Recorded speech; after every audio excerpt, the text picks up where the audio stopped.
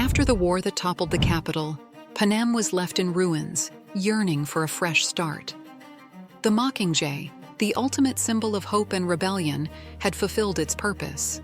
But what could have happened if Katniss Everdeen, the girl on fire, had taken on the most important role in this new era? Could she have been the leader Panem needed, or its greatest failure? Today, we'll dive into a fascinating possibility. What if Katniss Everdeen had become the President of Panem? From the end of the Hunger Games to the toughest decisions, we'll explore what her leadership could have looked like and the challenges she might have faced in this new chapter of Panem's history. Katniss Everdeen never wanted to be the center of attention. From the moment she volunteered as tribute in place of her sister, her life was thrust into a spotlight she never sought. Although she became a symbol of hope and revolution, her character and experiences made her more of a warrior than a politician. If Katniss had been chosen as Panem's president, she would have accepted the role with great reluctance, and not without doubt. Katniss knew better than anyone the weight of decisions that could change people's lives.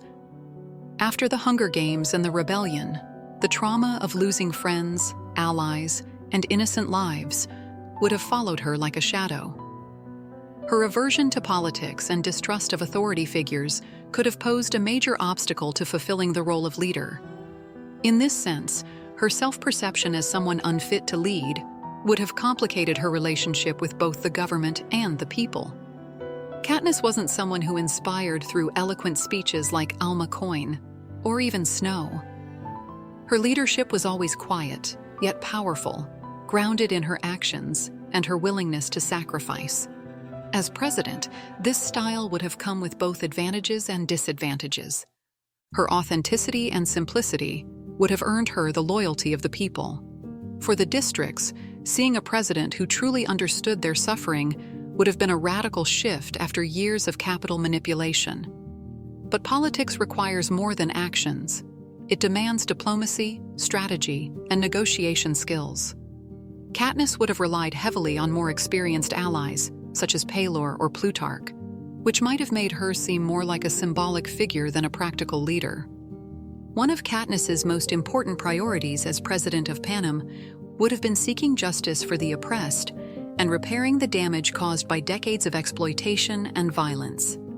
After all, she had witnessed firsthand the atrocities committed by both the capital and the rebellion. But how would Katniss have approached such an immense task? Panem was deeply scarred by a vast divide between the capital's opulent luxury and the district's extreme poverty. Katniss would have worked to bridge this gap through equitable redistribution of resources.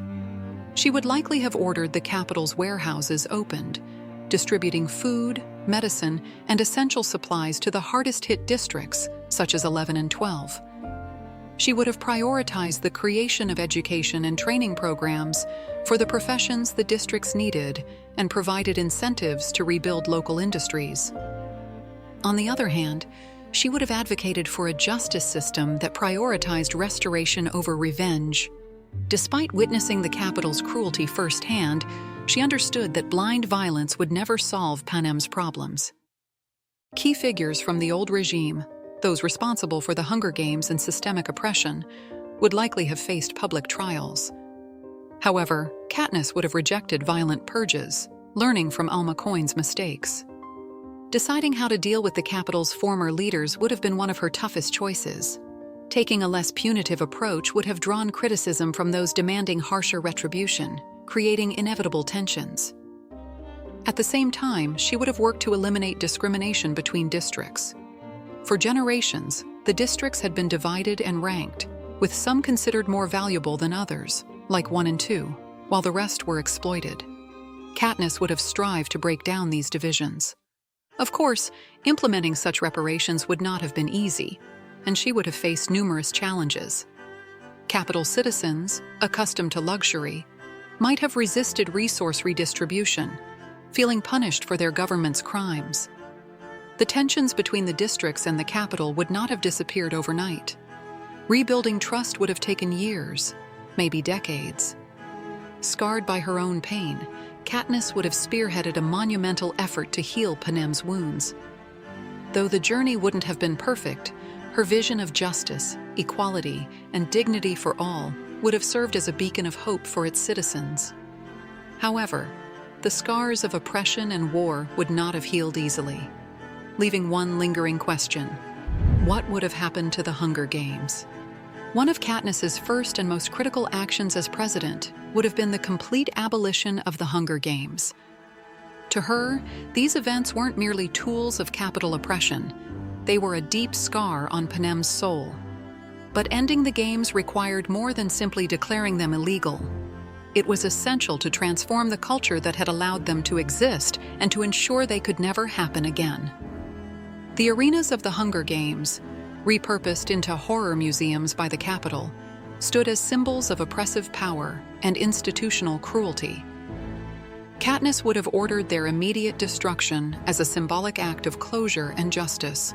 She would have championed legislation banning any form of entertainment that glorified violence or human suffering, not just the games themselves, but also any future variations. Building on this, Katniss might have sought to advance Panem's recovery, even if it meant opening lines of communication with the outside world. Although the saga doesn't explicitly explore whether there are other nations beyond Panem, it's reasonable to assume that Katniss, as a leader, would have tried to find out.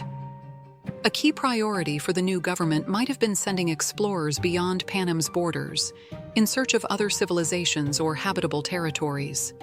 If Panem had lost contact with the rest of the world due to climate disasters or past conflicts, Katniss might have driven efforts to rebuild those connections.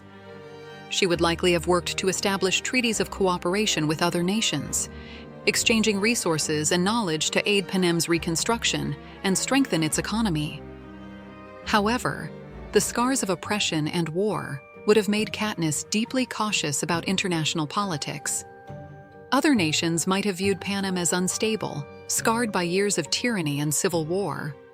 Building trust would have taken time. And while progress and improvements might have been on the horizon, not everything would have been smooth sailing. The scars of the Hunger Games and the rebellion would have profoundly influenced Katniss's presidency. These experiences gave her a unique perspective on suffering and oppression, but also placed a heavy emotional burden on her shoulders. Katniss might have been haunted by memories of the games, the deaths she witnessed or felt responsible for, such as Rue, Finnick, and Prim. These flashbacks could have affected her ability to make quick, objective decisions. Her past experiences with manipulative leaders like Alma and President Snow would likely have made it difficult for her to trust her advisors and political allies. She might have felt that every wrong decision was a personal failure, amplifying her anxiety and guilt. The capital elites, long accustomed to their privileged lifestyles, might have viewed her economic and social reforms as a direct threat. Protests, boycotts, and acts of sabotage might have become ongoing challenges. A small faction within the capital might have formed underground movements to restore the old regime, idealizing figures like Snow and opposing Katniss's vision of equality. Although the rebellion had temporarily united the districts against a common enemy, the historical and economic differences between them would not have disappeared overnight. Districts like 1 and 2, which traditionally enjoyed better conditions and closer ties to the capital, might have resisted her egalitarian reforms, feeling that their status was being taken away. Meanwhile, more exploited districts like 11 and 12 might have demanded immediate reparations and greater resources. If results didn't materialize quickly, these tensions could have escalated. Panem's new government would likely have been a patchwork of leaders with clashing ideologies, some from the rebellion and others from the old capital. Managing these differences would have been a constant challenge.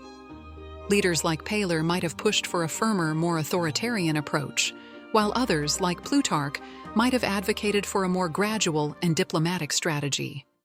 Katniss, inexperienced in politics, could have been vulnerable to manipulation by more cunning figures within her government, who might have tried to use her image to advance their own agendas. The legacy of the Hunger Games and the rebellion would have lingered, with violence finding new ways to resurface. Extremist groups, both from the capital and the districts, might have resorted to acts of sabotage or even terrorism to impose their vision of the future. Families who lost loved ones during the rebellion might have sought revenge, creating a spiral of violence that would have been difficult to stop. Additionally, Katniss would have faced a more subtle but equally challenging problem: how to ensure that future generations understood the mistakes of the past. Some citizens, especially in the capital, might have tried to minimize or rewrite the history of the Hunger Games, portraying them as a necessary evil or glorifying them as tradition. Ultimately, Katniss might have governed through her trauma, which, over time, could have driven her to resign, feeling unable to meet expectations. Her character would likely have driven her to seek a quieter life, away from the public eye, as she did in the original story. Katniss as president would have embodied a deeply human figure, struggling with her own demons while endeavoring to steer a fractured nation. Her leadership wouldn't have been flawless, but her intentions would have been sincere, guiding Panem towards a more just future, albeit with uncertain strides. Let me know in the comments what other topics you'd like to see covered on the channel, and remember, if you enjoy this type of video, the best way to support me is by leaving a like, subscribing, and turning on the notification bell. See you in the next video.